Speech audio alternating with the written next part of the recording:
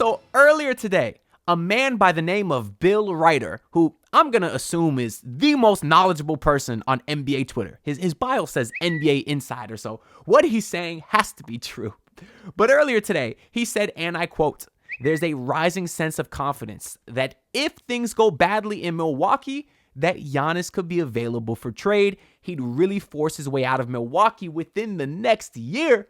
Now, y'all know how I feel about NBA reporting in all seriousness, which is most of it means nothing, just like this report, because what he literally did was state the obvious. He said, if things go bad, Giannis would want to leave. I mean, that's just common sense. And plus, I never really thought Giannis would leave once he won his championship, because how many guys that were drafted with an organization and become the guy for that team, how many of them ever leave after winning a championship? You know, you wouldn't see a guy like Steph Curry demand a trade. The only guy that I could think of is like Kawhi Leonard, but there was a whole lot of stuff going on behind the scenes there where he was injured. They said he wasn't. Obviously, that was why Kawhi wasn't happy with the team that drafted him, and he did end up leaving a couple times, I guess, right? Even left Toronto. So I personally don't think Giannis would ever leave, but maybe he could, and that's what I'm gonna get into later in this video, because as a Heat fan, I have no choice but to to buy into the false hope once again, every year, year after year. It's like clockwork, really. Because, I mean, in 2020, you had Giannis again. You had James Harden. Obviously, we had Kevin Durant multiple times. We went through the whole Dame saga last offseason. Don't even get me started on Donovan Mitchell. So this is just the next guy in the line of players that will likely get my hopes up for no reason. But maybe not, because I have to believe there's a chance, because right now things aren't looking good for the Heat. They look like the same exact team that they were the last couple seasons. I'm recording this the day after they got killed by the Knicks in the second half, and Karl Anthony Towns made us his son, dropped like 44 on our ass. But you know what they say? They say there is no such thing as losing, because you only gain experience, and that's the steps to success. I don't know, whatever that loser quote by Giannis was that I really thought was stupid that he said a couple years ago after getting his ass kicked in the playoffs. But don't clip that, because if Giannis does end up on the Miami Heat, then I would think that man is the smartest guy ever, because there is apparently a chance that he does end up in Miami, because according to Bill Ryder, he said that if Giannis does force a trade out of Milwaukee, his preferred trade destinations could include the Miami Heat or Brooklyn Nets. Now, I want to look into whether this is actually possible, I guess starting with whether he'd actually leave the Bucks. Now, I do know Giannis is a guy that wants to win, because, well, all these guys want to get paid first and foremost. That's obvious. But a guy like Giannis is going to get paid no matter where he goes. And I do think that he does value winning at the end of the day. He just seems to be that type of player. And right now, things are looking even worse for the Bucks than they are the Miami Heat. They are currently 1-3. I understand it's still early in the season, so this isn't overreaction. But the facts are they are 1-3, including a loss to the Brooklyn Nets, which, my God, that Nets team, well, they're playing okay right now, but on paper, that team sucks. There's no excuse to lose to the Brooklyn Nets. And clip this and replay when the Heat eventually lose to them later this year. But anyways, the Bucks aren't looking great right now, and I really don't see an avenue for them to improve as the season goes on, because a lot of their core is old. Obviously, Damian Lillard is 34 years old. We already saw a little bit of regression last year, especially with the injuries, and he's on a huge contract that's going to be hard to move. Brook Lopez is 36 now. He's on the final year of his deal, so maybe they could flip him for an asset to a team like the Lakers that's desperate for a big man, or the Pelicans. But right now, Brook Lopez is not a great contributor, or at least not as great as he was in their championship run. Obviously, a guy like Chris Middleton is only 33, but he's been dealing with injuries for the last few seasons, and he's not even playing right now. So a lot of their core is injured. They don't have a lot of tradable contracts, and they don't have a lot of assets either, because they did trade so much to get like a Damian Lillard, for example. And even though it is early in the season, if you look at the Bucks' record under Doc Rivers, it's actually under 500.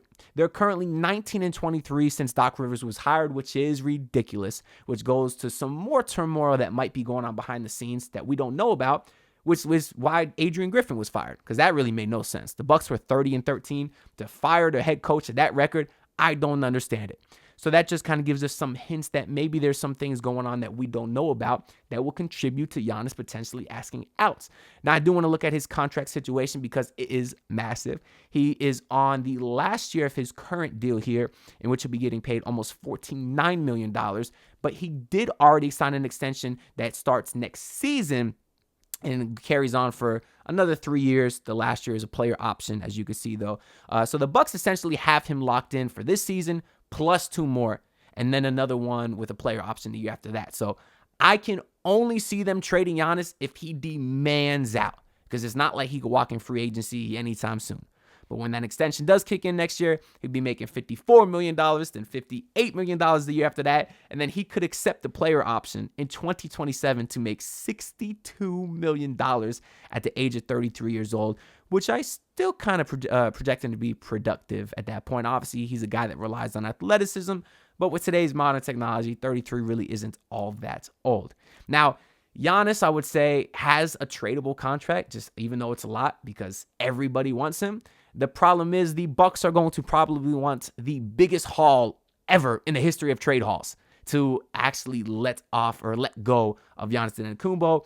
That's a problem for the Heat because a lot of teams have way more picks than we do. I believe the Miami Heat have currently 1 tradable first-round pick, or I think actually 2 tradable first-round picks at this point, but that's nothing compared to a lot of teams like the Utah Jazz, for example, who sold off all their guys a couple years ago. They got 1 million first-round picks. The Brooklyn Nets do from when they traded Kyrie and KD and those guys.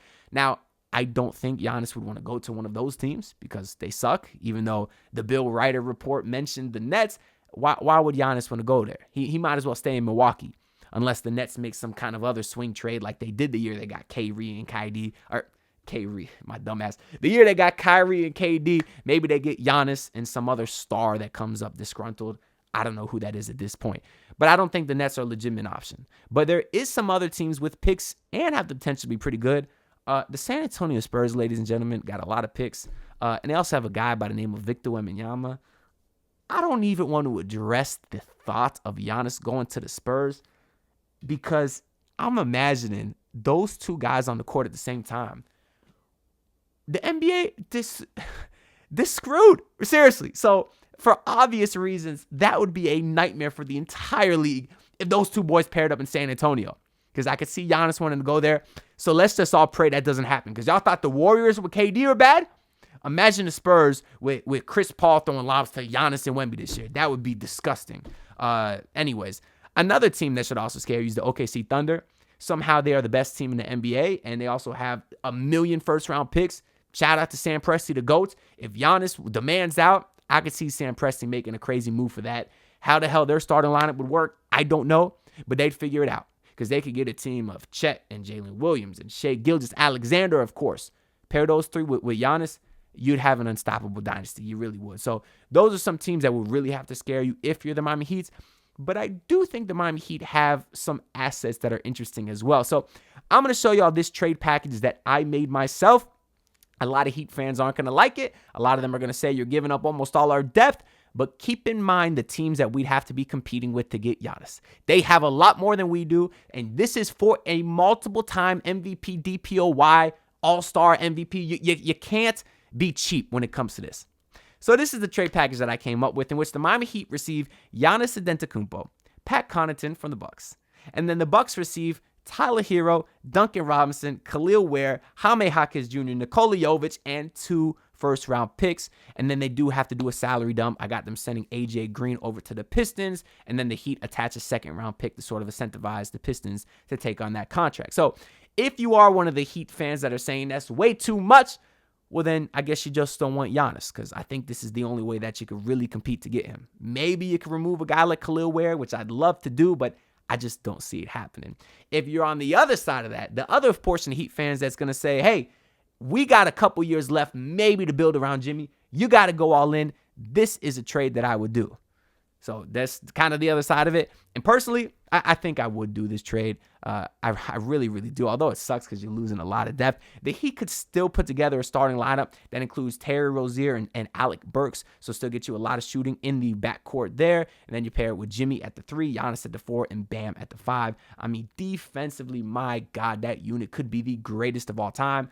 Well, I guess the backcourt is not really great defensively. But still, imagine Giannis, Jimmy, and Bam together. It's like, do y'all want to win the championship or not? Because if you do, you got to sacrifice, and this will be what it takes. I understand people are going to have concerns about the spacing in the starting lineup. I do think Alec Burks helps a little bit, the loss of Tyler Hero in there, because Alec Burks has been shooting pretty well too in his short Heat tenure. Obviously, Terry Rozier is a very dynamic offensive weapon. And then if Bam can continue to stretch the floor, he hasn't done that to start this year, but I think their trajectory is on the right path. Maybe the spacing concerns aren't as troubling as they seem to be.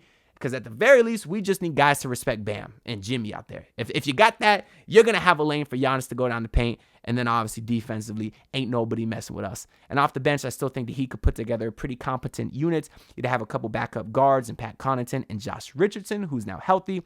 You'd have your backup big in Kevin Love. And then you would have Hayward Highsmith as kind of that backup 4 point of attack defender type of guy. And that doesn't even include all the undrafted / two-way players that we could potentially fill in off the bench, because that's the Heat specialty.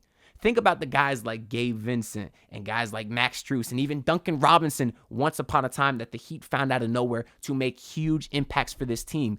This is what the Heat team does. So if you are one of those fans that's concerned about depth, you shouldn't be, because the Heat are able to find guys out of nowhere. We saw what a guy like Kashad Johnson could do. We saw what a guy like Pelle Larsson could do. Guys that are ready now players. That's why the Heat drafted Pelle Larsson. He's a 4-year college guy. Same with Kashad. They're ready to play now. I think both those guys could. A guy like Josh Christopher, who has NBA experience. Obviously, he balled out like the rest of the young guys in the Summer League and the preseason. Even hell, Drew Smith, who for yesterday, for the first time, I had something positive to say about the man. He was excellent defensively. You already got at least those 4 guys on the roster that I think could be rotation players right now, in addition to whoever held it, the Heat pull off the side of the street that they always seem to find.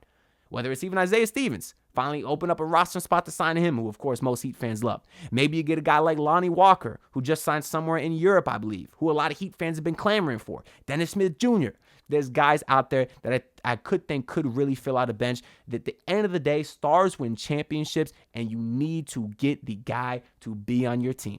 And Giannis Antetokounmpo is one of those guys. That's why I would make this move without any hesitation, really. It would hurt, but I really, really think that I would do it. And if you don't want to give up that much, I just don't think you get Giannis. And then at this point, you're willing you might as well trade Jimmy. Because it's very clear, as this Heat team is, they're likely not built to win a championship. At least what we've seen through 4 games. I suppose that could change. Unless you want to trade Bam. I did see some of that talk on Twitter. But to me, Bam Adebayo is the Giannis stopper.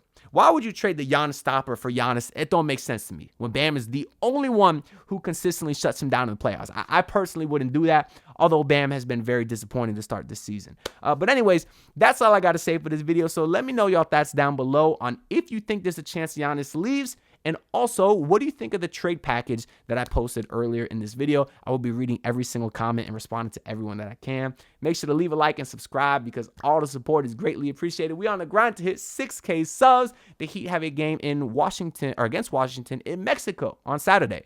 I might be a little busy, so maybe no post-game. I'm doing a Friendsgiving that night. Just as a heads up, if you don't see a video for a couple days, that's why. I'll be busy prepping for that. But I'll see y'all whenever we get some more news or another game, or I find some time. So peace out, everyone. Look, pull up in your city, tryna get that dead face. Do it on my own, I don't need no dead weight. Had to kill him off, yeah, I need a head space. You know this homegrown bitch don't offend me.